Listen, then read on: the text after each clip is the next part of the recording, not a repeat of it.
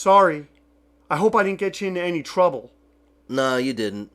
They don't call your parents for this stuff, do they? No, I don't think so. Okay. Are we friends again? Yeah. The next day, for no reason at all, after being at school for less than one period, I decided to go home.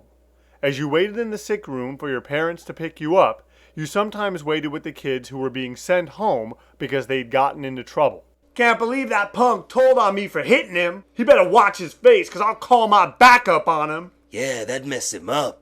Yeah, it would. You got a quarter, man? I want to go buy a cookie. I ain't got no money. Damn, man, I'm hungry. Here. For free? Yeah, I'm not feeling well, so I'm going to go home. I'll eat there. Thanks. I'm Eric. This is Victor. I'm Erol. Did you go to View Hope? No, North Route. The next day in math class, I met Mike Chong's younger brother, Tin. Hey, why do you kick people out of your parties? I didn't. You shouldn't do that. You end up getting your ass kicked. You better watch yourself. It's gonna be bad. Some big Mexicans are gonna kick your ass. You shouldn't have a party and kick people out. That's messed up. It's gonna get you in big trouble. It wasn't me. It was my mom. It wasn't your mom. It was you. It wasn't. I spoke with Alan and everything's fine. No, it isn't. I need to speak to Mr. Mesa. Somebody's threatening me. I'm being threatened. You want to speak to Mr. Mesa? Yes. I'll write you a hall pass.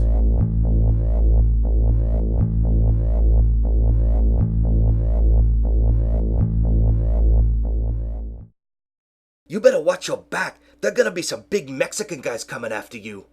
I feel sorry for you. I went through the rest of the school day in a daze. This was always my biggest fear. I'd seen numerous movies in which a fish out of water has to deal with the bullies and thugs of a new school. In 2 hours or less, the problem was always resolved. Whether by fighting or talking things out, the problem was always taken care of. Now it was me in that situation. But this wasn't a movie. That weekend, I went over to the Lifshit's house to spend the night. These kids were family friends, and we'd been sleeping at each other's homes since I was 5. What was normally a very enjoyable time was forgotten amidst the threats that Tin Chong had laid on me. I don't remember much from that sleepover, except that at some point during our ritual of Saturday morning window shopping, I came to a very unhealthy rationalization. I decided that the worst thing that could happen to me is that I'd get beaten up. I convinced myself that this wouldn't be that bad. These people would kick my ass, and then it would be over. The pain would go away, the bruises would heal, and then I'd be done with it. I could live through one beating, right? Hey, Erol, I feel sorry for you. You kick people out of your parties. You have to apologize. To who? To everyone that you kick out. Who's everyone? Alan, Miguel, Trisha, Diaz. Diaz wasn't even at my party. I don't care. Apologize. And that's exactly what I did. I apologized to anybody I thought might have been at the party. Not surprisingly, nobody cared one bit. No one seemed to remember that I had even had a party. And those people that did remember, they told me they weren't having fun and were going to leave anyway. As for Tin Chong, Miss Schroeder kept us seated according to how well we were doing in the class. The better you did, the higher you advanced in the row system.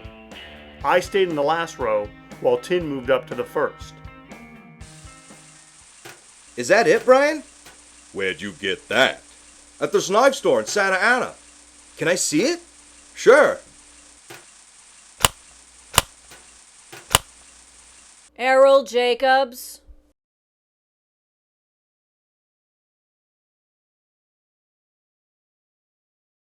Look at those things.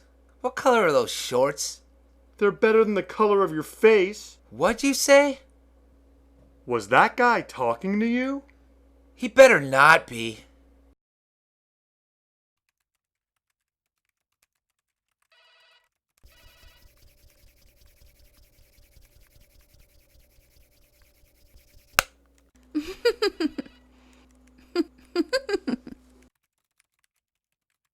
Oh, you coughed it out? Yeah. I'll have to get you another one.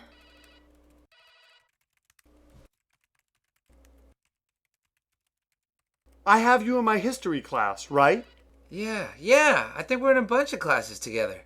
I also have you in my PE class. Yeah, and Mrs. Klein's reading class. You're in that class? Yeah, I sit in the front. My name's Erol. I'm Frank. Even though I'd kind of become friends with Frank, I still went home that day. Frank was my first real friend who was not in my original circle from Northrow. He was a nice guy. I think I was a little afraid of him, so I was always happy when I could make him laugh or he took an interest in what I was saying. You're a good guy, Errol. If anyone ever messes with you, tell me. I'll take care of it. I don't care who it is, even big hairy 8th graders. Okay, class, today we're going to talk about war. One really great thing about being Jewish was that along with all the regular times when you didn't have to go to school, you also got to stay home for the high holy days when all the other non-Jewish kids didn't. I had no idea why I got to stay home or what the significance of the holy days were. I just knew that I could sleep in. We only went to temple for about 2 hours for the whole day, so that meant that I had the other 22 to do whatever I wanted. Also, in about a year I was going to be having my bar mitzvah, which meant I'd be getting a lot of money.